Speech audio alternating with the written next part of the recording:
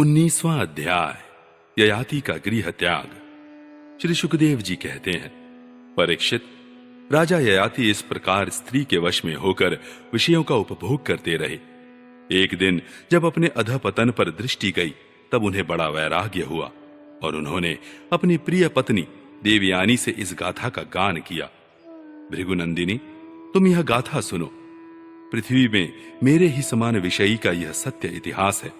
ऐसे ही ग्रामवासी विषयी पुरुषों के संबंध में वनवासी जितेंद्रिय पुरुष दुख के साथ विचार किया करते हैं कि इनका कल्याण कैसे होगा। एक था बकरा। वह वन में अकेला ही अपने को प्रिय लगने वाली वस्तुएं ढूंढता हुआ घूम रहा था। उसने देखा कि अपने कर्मवश एक बकरी कुएं में गिर पड़ी है। वह बकरा बड़ा कामी था।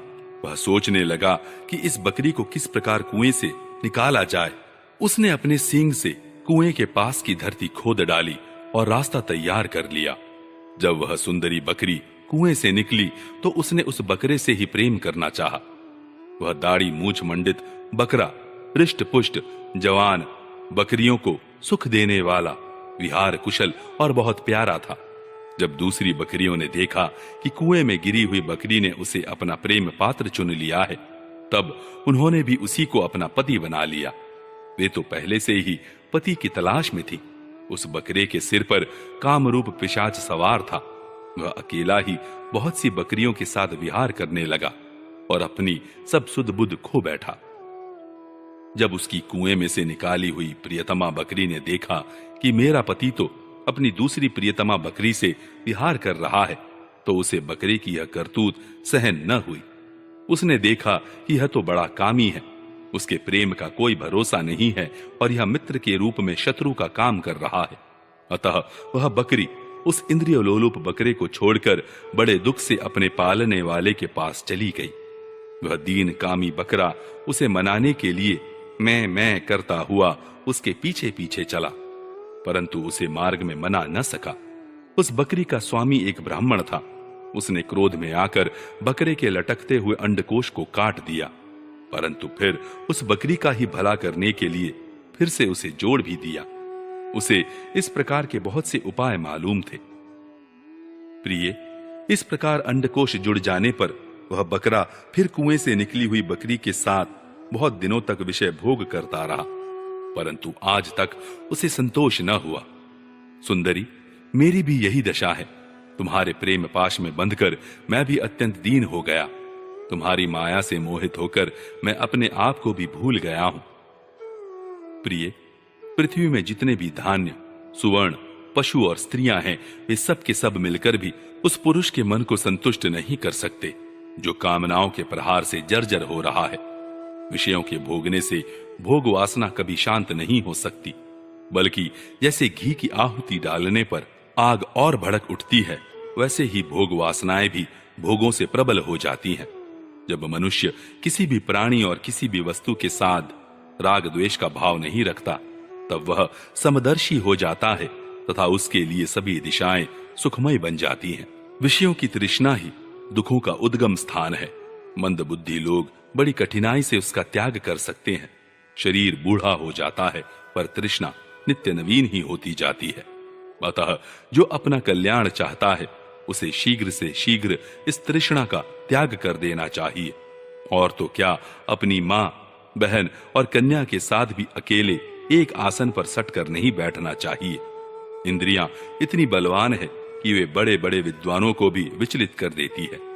विषयों का बार बार सेवन करते करते मेरे 1000 वर्ष पूरे हो गए, फिर भी क्षण प्रति क्षण उन भोगों की लालसा बढ़ती ही जा रही है। इसलिए मैं अब भोगों की वासना तृष्णा का परित्याग करके अपना अंतःकरण परमात्मा के प्रति समर्पित कर दूंगा और शीत उष्ण सुख दुख आदि के भावों से ऊपर उठकर अहंकार से मुक्त हो हरिणों के साथ वन में विचरूंगा। लोक परलोक दोनों के ही भोग असत हैं, ऐसा समझकर न तो उनका चिंतन करना चाहिए और न भोग ही। समझना चाहिए कि उनके चिंतन से ही जन्म मृत्यु रूप संसार की प्राप्ति होती है और उनके भोग से तो आत्मनाश ही हो जाता है। वास्तव में इनके रहस्य को जानकर इनसे अलग रहने वाला ही आत्मज्ञानी है। परीक्षित, ययाति ने अपनी पत्नी से इस प्रकार कहकर पुरु की जवानी उसे लौटा दी और उससे अपना बुढ़ापा ले लिया। यह इसलिए कि अब उनके चित्त में विषयों की वासना नहीं रह गई थी। इसके बाद उन्होंने दक्षिण पूर्व दिशा में द्रुहयु, दक्षिण में यदु, पश्चिम में तुर्वसु और उत्तर में अनु को राज्य दे दिया। सारे भूमंडल की समस्त संपत्तियों के योग्यतम पात्र पुरु को अपने राज्य पर अभिषिक्त करके तथा बड़े भाइयों को उसके अधीन बनाकर वे वन में चले गए।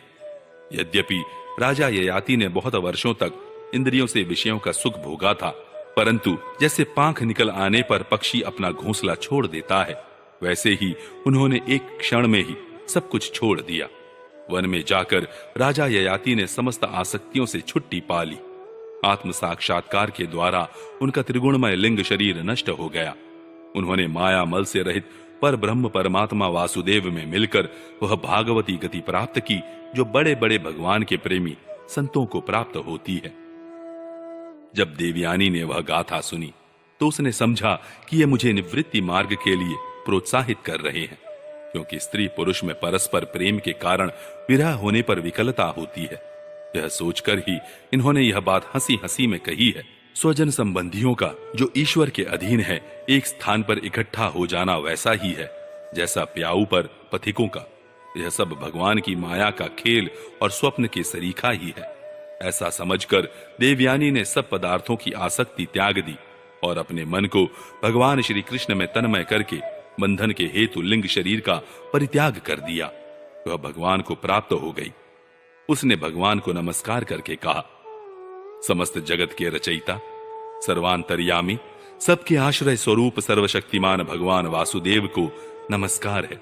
जो परम शांत और अनंत तत्व है उसे मैं नमस्कार करती हूं।